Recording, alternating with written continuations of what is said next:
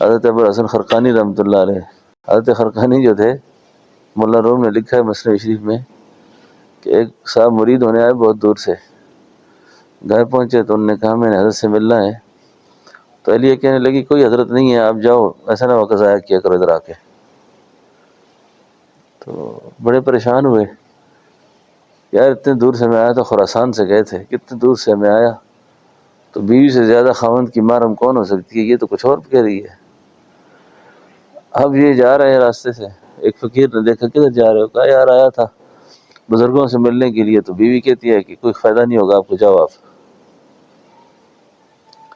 انہوں نے کہا یہ اللہ کی بندی ایسی طبیعت کی سخت ہے، آپ جنگل چلے جائیں، وہ اس وقت لکڑیاں کاٹنے گئے ہوئے ہیں، تو مل کے جاؤ، آئے جتنے دور سے ہو۔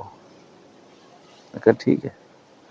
جنگل میں گئے تو کیا دیکھتے ہیں کہ شیخ ابوالحسن خرقانی جو ہیں وہ شیر کے اوپر سوار ہیں، اور لکڑیوں کا گڈھا کاٹا ہوا بہت سا اس کی پشت پہ رکھا ہوا ہے، اور ہاتھ میں ایک اژدہا پکڑا ہوا ہے۔ جب شیر چلتا نہیں ہے تو اس سے پیچھے اس کو لاٹھی کے طور پہ مارتے ہیں اس کو۔ اب جس وقت انہوں نے دیکھا ان کو تو الہام ہوا، شیخ کو الہام ہوا کہ یہ کہیں میری بیوی کا تنگ کردہ ہے، اس کو ستایا ہوا ہے۔ تو مولانا روم فرماتے ہیں کہ گر نہ صبرم میں کشیدے بارزن اور شیر نر بیگارہ من، نے کہا اللہ کے بندے، میں اگر تقوی کی بنیاد پر اللہ کی رضا کے لیے اپنی بیوی سے صبر نہ کرتا تو شیر اور سانپ بھی کبھی کسی کے نوکر بنے ہیں؟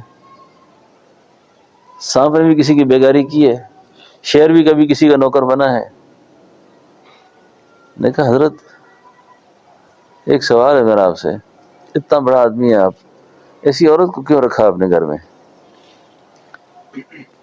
فرمایا اللہ کی بندی سمجھ کے رکھا ہوا ہے، اللہ کی بندی،